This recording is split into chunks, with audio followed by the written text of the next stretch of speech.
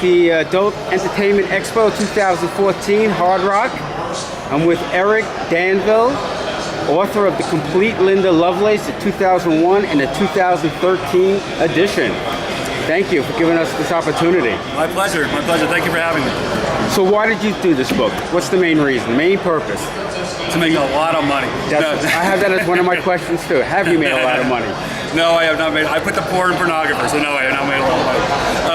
No, I did this book because Linda Lovelace really has the best story in the adult business. You know, she was the first real porn queen. A couple years into her reign, she leaves, comes back into the public eye as America's best-known anti-porn activist. Kind of goes into relative obscurity for a few years, and then comes back very close to the end of her life, returning to the business with a photo shoot in Lake Show magazine. What was Linda's reaction to your request to write this book? The first time that I asked Linda for an interview was about 1996, and I called her up, and she answered the phone as her own secretary once she heard that I was a writer from New York. I was totally honest with her from the beginning. I said that I worked at Screw Magazine, that I worked in the business still, but that I'd like to interview her because they were talking about the biopic of the ordeal. She spoke to me for about 10 minutes, was very polite, refused. Actually, she told me that she would give Linda the request and ask me never to call her up again. Yeah, I saw that in the book. You wrote that, yeah. Did you have any contact with Harry Reams or Chuck Taylor, or even her husband, Larry Marciano, during this whole process? I didn't get in touch with Harry Reams. I did not speak with Chuck Traynor, and I met Larry very briefly when I went out to meet Linda for the first time. Once I told her a couple of years later that I had finished the book and would like for her to get her side out there, she told me to come to Colorado to meet her, and I met her family before we went to her place and spoke some business. Did Chuck ever get in touch with you, or aware that you were doing this book? Did he try to... No, a friend of mine did call me up one day and left a message as Chuck Traynor, and basically told me he was going to kill me if I continued writing the book, but I found out later that it wasn't really Chuck, so no. Is there a major difference between 2013's edition and the 2001 edition? The difference between the 2013 reissue and the 2001 edition is that I added a lot more content to the beginning, where I was able to, I had a good 10 years to really research her story some more, and I got some more information about movies that were done about her or that she was in. I found some more books about her, and it's basically just I found a lot more information in the time that they were working on the movie, and I started revamping the book. How long did it take you to complete the 2001 and the 2013 editions? The 2001 edition took me 3 years of pretty intense research. Wow, and then when the film Lovelace got into serious production, it was about another 2.5, 3 years. Is there anything in both editions that you didn't want to put in for a certain reason?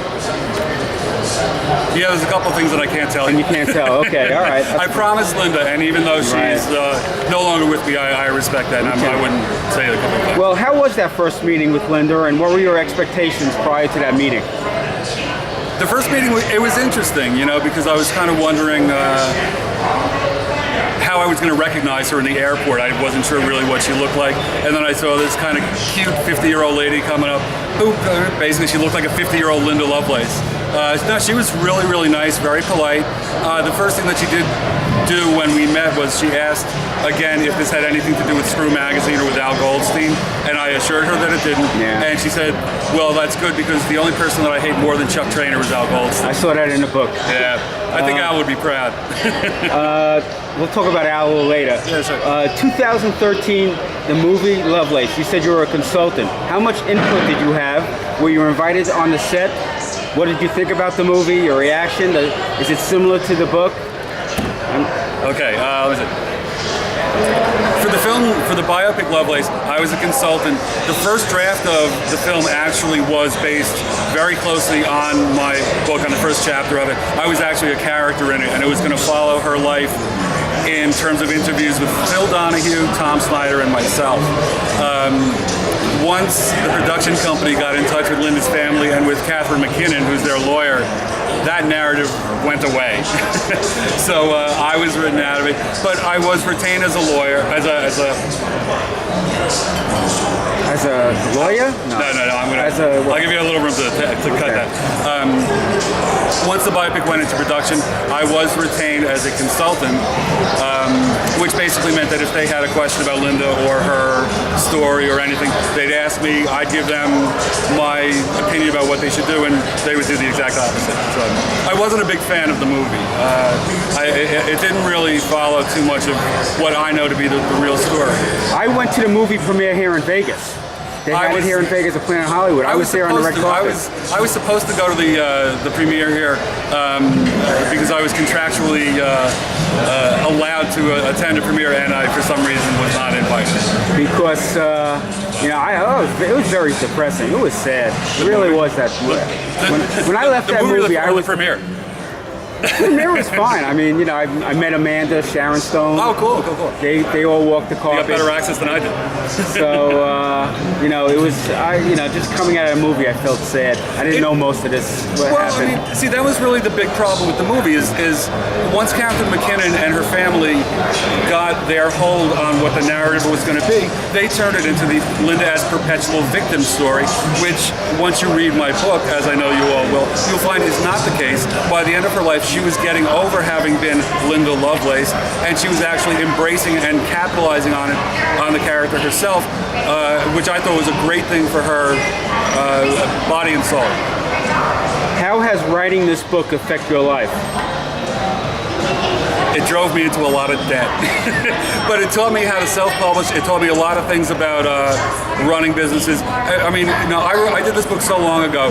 There was no YouTube, there was no SoundCloud, there was no Twitter, there was no Facebook. So it's really, I had to relearn the self-publishing business, but I wouldn't do it any other way. Now, was Linda aware that the movie cost $25,000 and it made around $600 million and Chuck only received $1,250? Was she aware of that at all? Linda absolutely knew how much money the movie cost to make, how much Deep Throat cost to make. Yeah. She knew how much it made, and she knew how little she made. And that, I think, was one of the worst things that happened to her, because she never really overcame that sort of bad business advice from the 2 or 3 managers that she picked up after Chuck Trainer. How was that last photo shoot for the Leg Show magazine with Linda? Is there anything that stands out that you still remember from that? The last photo shoot that she did for Leg Show magazine, it was really, really great.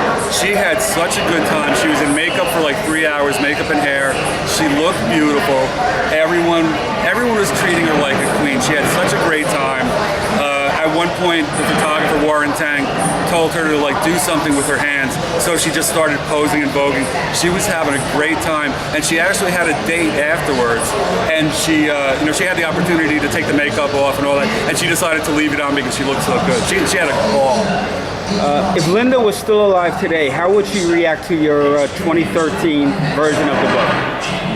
If Linda was still alive, I think that she'd have the same reaction to this version of the book that she did to the first one. She actually really liked it because she knew that I was giving her a clear chance to get her story out there. She knew that I had transcripts from the Meese Commission in there. She appreciated that. And actually, one of the documentaries that I appeared in after the first edition was done and after Linda had died was something for the BBC. And the producer or director later told me that he mentioned to Andrea Dworkin that Linda had liked the book and that Andrea Dworkin actually started crying. So I think that Linda would go on liking it, and whoever didn't like it, I think that's too bad. How would Linda react to the movie, the Lovelace movie? She would have hated it. She would have hated it. One of the ways that I got into her good graces to begin with was I sent her a copy of the script that was going around when Ron Howard and Brian Grazer were going to do the film. And she couldn't get past the first or second page because it was a matter of whether or not her first car accident took place at night or during the day, and they got it wrong in the script. And she said, well, if they can't get that right, then no one's going to believe the entire story. And I said to her, well, Linda, you have to give them kind of poetic license. It might mean something, got dramatic license with it. And she wanted the absolute, hardcore truth out there. Okay, if they had an Adult Entertainment Expo and an AVN back in 1972, do you think Linda would have gone, and how would she have reacted to the expo and the fans if it happened at that time? if they had had an AVN Expo back in 1972, I think that Linda, she would have attended because it would have been good for business, for the Probably business Chuck of Deep would have made Throat. her attend. Yeah, they would have had her go to that.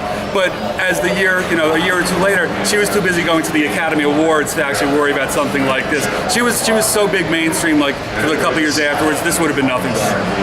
What was she doing at the Academy Awards? I don't remember. Oh, she was just attending. Oh, okay. But she showed up in like a horse-drawn carriage. Yeah. Do you know if Linda ever visited Las Vegas and spent any time here? She did spend some time here. She was Linda Lovelace did actually spend some time in Las Vegas. She was supposed to appear in a show at the Aladdin called My Daughter's Rated X, which didn't really happen. What year was that supposed to be? 1974. And she got arrested here for possession of cocaine and amphetamines, for which she was later cleared by Robert Shapiro. Really? Yeah. Robert Shapiro. I think that Linda Lovelace was actually Robert Shapiro's first celebrity client. Do you know which celebrities Linda had sex with? Because on page 25, you spoke about Frank Sinatra. Is there any other? You didn't speak. You had a newspaper. Well, that article on page 25, and thank you for pointing out the page number 2. That was from an old movie magazine in 1974, and the author of that article was more concerned that Frank Sinatra was spending his time watching the movie. He didn't, as far as I know, he was not the rat packer who actually had sex with Linda. That was Sammy Davis Jr. Right, I saw that in the book.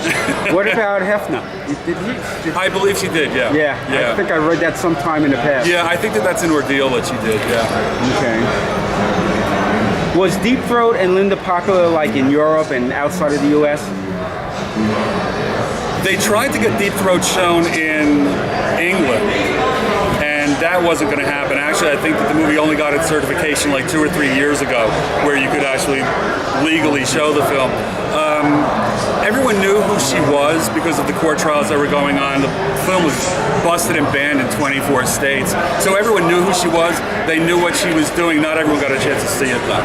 Okay, let's see. Will there ever be another Linda Lovelace in the porn industry? Linda Lovelace was the original porn star, so there will never be another first porn star like this.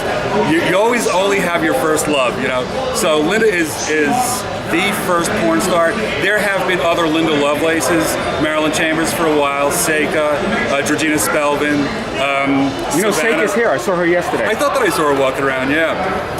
Back with Marilyn Chambers, Chuck Trainer, didn't he marry her? Yeah. After Chuck Trainer split from, after Linda split from Chuck Trainer, he picked up Marilyn Chambers, and they went on to have a very good relationship, business and personal wise. I interviewed Marilyn a little bit before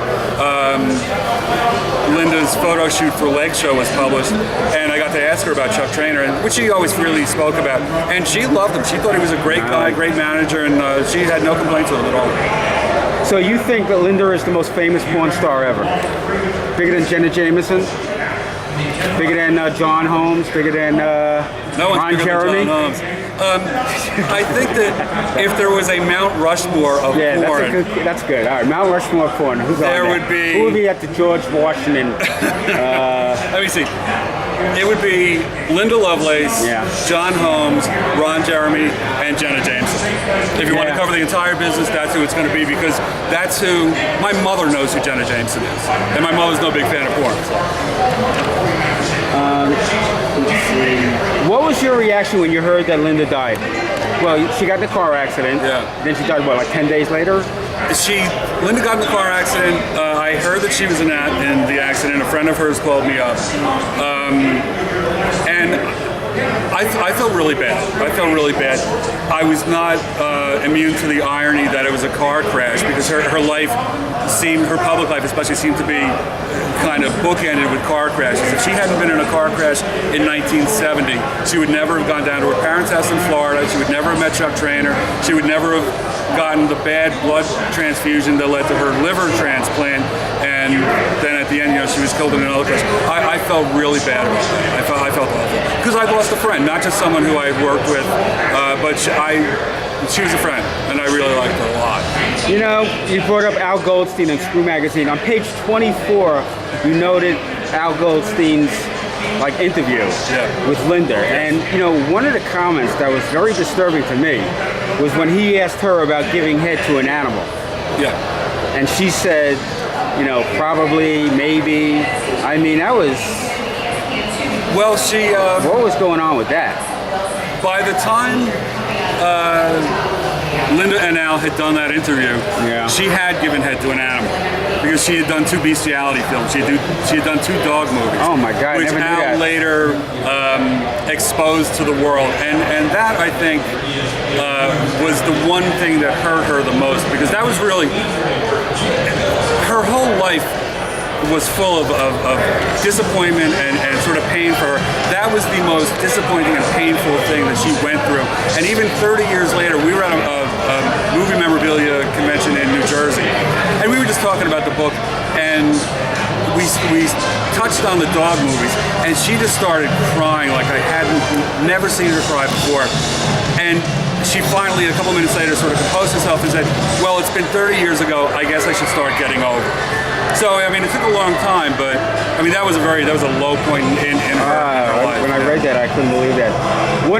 I looked at your resume, and I like the one that said, I had my life threatened by the head of a vintage erotica video company over something about which I better not talk about. You still can't talk about it? I wouldn't even know. All right. So I want to show you something. A couple of years ago, I went to an event here in Vegas, and they were giving this out. Oh, yeah.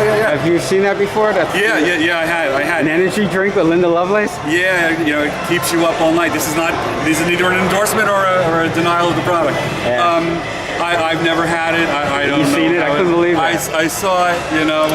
It's one of the things, I didn't even really want one of those. Yeah, that's amazing. It's really just like, it's just a crass kind of marketing sort of thing, you know, and really has nothing to do with her. And she would have been pissed that her face was on the can and she didn't get any money for it, you know. Is there anything else you want to promote? TheCompleteLindaLovelace.com is where you can go to get the book. You can read my blog there. If you want to follow me on Twitter or SoundCloud or YouTube, there are links there all through it. And go ahead and buy a copy of Penthouse Forum as well. All right, thank you so much. My pleasure. Thank you for having me.